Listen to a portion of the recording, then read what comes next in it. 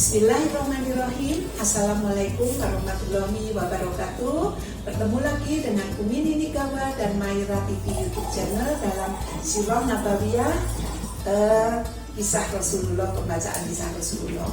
Saudara-saudaraku muslim dimanapun berada yang dirahmati Allah Subhanahu wa Ta'ala dan umurnya diberkahi Allah, semoga kalian semua selalu dalam lindungan Allah Subhanahu wa Ta'ala. Juga anak-anakku, cucu-cucuku, saudara-saudaraku, sahabat-sahabatku semua dimanapun berada juga selalu dalam lindungan Allah Subhanahu wa Ta'ala. Dalam COVID-19 pandemi ini, ikuti selalu anjuran protokol kesehatan oleh pemerintah ya, jangan dilanggar agar semua sehat afiat. Hari ini kita akan membacakan kisah Rasulullah bagian yang ke-33. Jangan lupa like, subscribe, komen, dan bagikan. Terima kasih. Kita mulai untuk kisah Rasulullah bagian yang ke-33. Beberapa pengikut Rasulullah SAW itu adalah kaum yang lemah dan miskin, karena ajaran Islam tidak boleh menindas para budak dan kaum yang miskin, yang tidak mampu. Maka dari itu budak-budak semua, orang fakir miskin pada masuk ke ajaran Rasulullah SAW, yaitu masuk ke Muslim.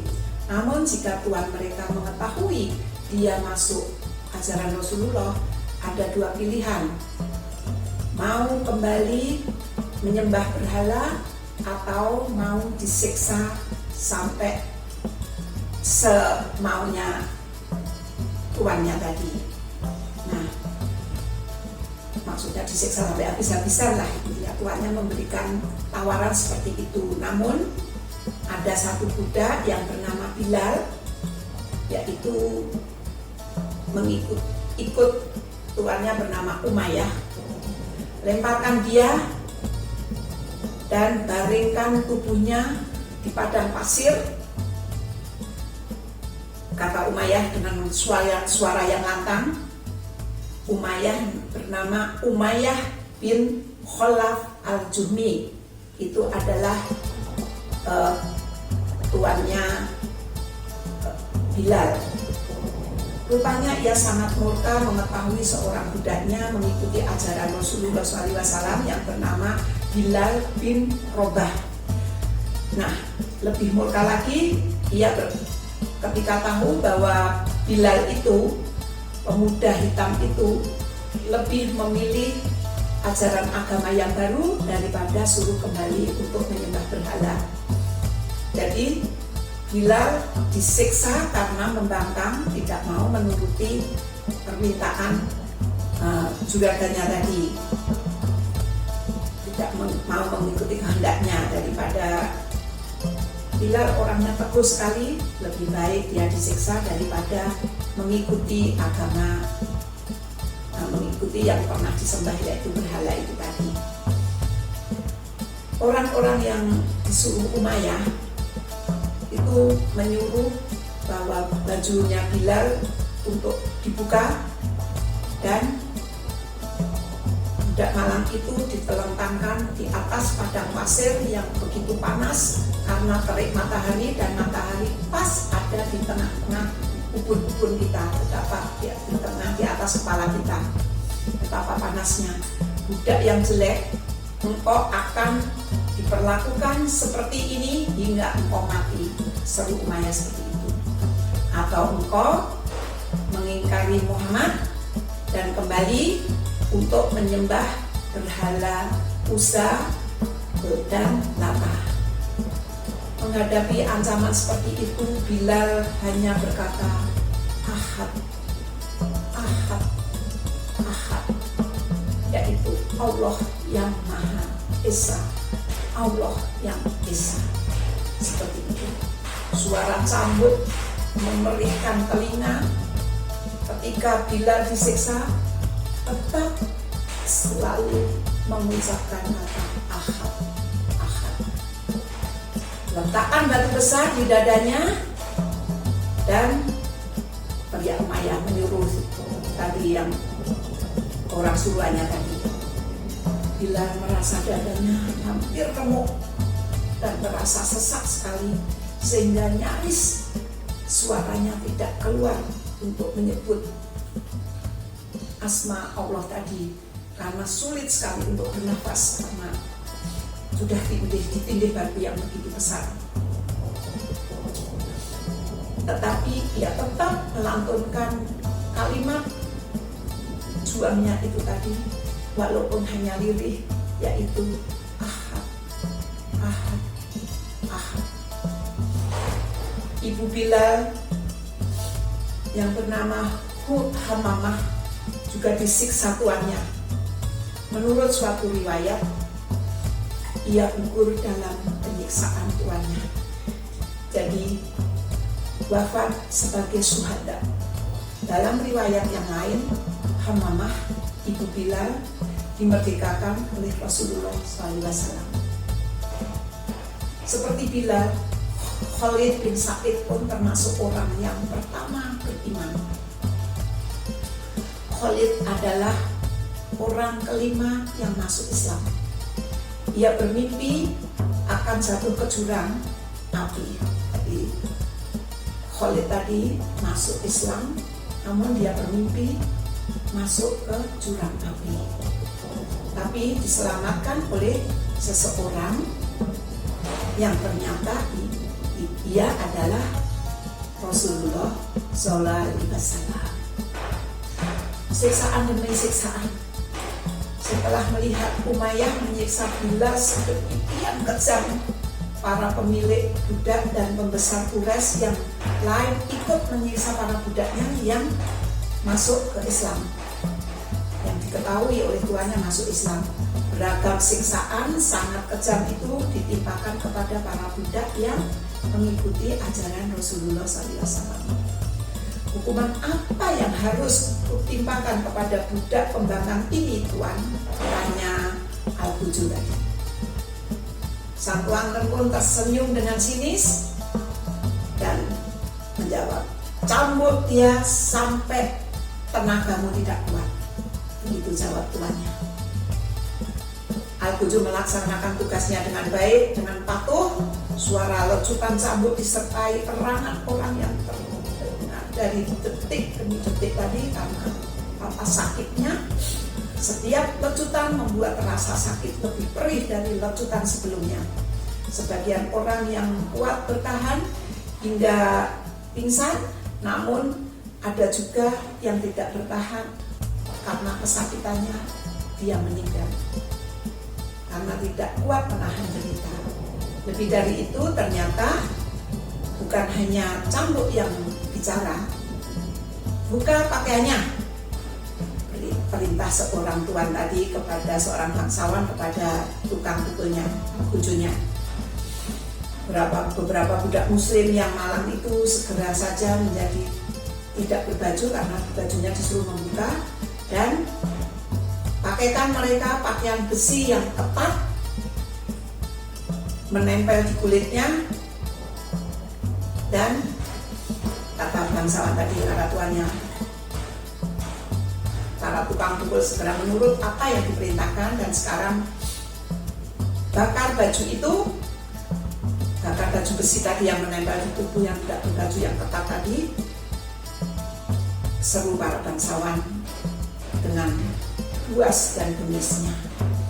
Jerit kesakitan tiada henti karena betapa panasnya baju besi yang nempel kepada kulit dibakar. Budak-budak muslim itu amat memilukan jeritnya karena baju besinya tadi dibakar oleh Al-Buju dan menghanguskan seluruh kulit tubuhnya. Ummu Ubais dan Zinirah.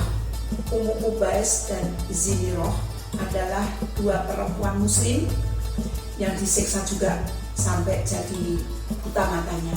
Makanya orang-orang Quraisy mengejeknya bahwa orang yang mengikuti ajaran Rasulullah akan mendapatkan balasan, yaitu tadi dua perempuan tadi, dua budak perempuan yang bernama Ummu Ubais dan Zinirah tadi. Itulah akibatnya, kalau kamu tidak mengikuti aku, menyembah berhala-berhalaku, berhala-berhala Uzza dan Lata, makanya matamu jadi buta. Namun merupakan kutukan lah, intinya seperti itu. Jadi kutukan berhala katanya si bangsawan tadi, tuannya tadi. Akan tetapi dengan izin Allah, tadi budak perempuan tadi yang bernama Ubais dan Ziniroh bisa melihat lagi. Nah, sehingga orang-orang Muslim dapat membalas sedikitlah mengejek orang-orang kafir tadi. Sabar, demikian sabda Rasulullah. Rasulullah selalu mengajarkan kepada pengikutnya, umat-umatnya yang dari kaum lemah dan miskin tadi, yaitu utamanya dari budak-budak yang karena ajaran tadi kan melarang menindas budak, jadi budak itu ada dibebaskan Rasul, sehingga ikut ajaran Rasul. Rasul memberikan sabdanya, kamu harus bersabar. Nah, itu kita petik teladan Rasulullah. Kita juga sebagai umatnya di akhir zaman ini selalu harus bersabar dalam menghadapi kezaliman maupun ujian kasih sayang dari Allah, ya. Nah, Rasulullah setiap pengikutnya mengadukan penderitaan, selalu beliau mengatakan bersabarlah. Saat itu memang tidak ada lagi yang dapat diperbuat selain hanya sabar sampai mati. Sabar yang demikian membuat para pemeluk Muslim pertama sanggup menanggung derita siksa di luar batas kemampuan fisik manusia. Khobab bin Al-Arad pernah meminta agar Rasulullah SAW berdoa kepada Allah dalam menghadapi penindasan ini. Mendengar ini, Rasulullah SAW duduk dengan wajah merah padam seraya bersabda, sungguh telah terjadi sebelum kamu dan ada orang yang disisir badannya dengan sisir besi hingga mengelupas dagingnya, kelihatan tulangnya. Akan tetapi dia tetap teguh memegang keyakinannya, Allah akan menyempurnakan.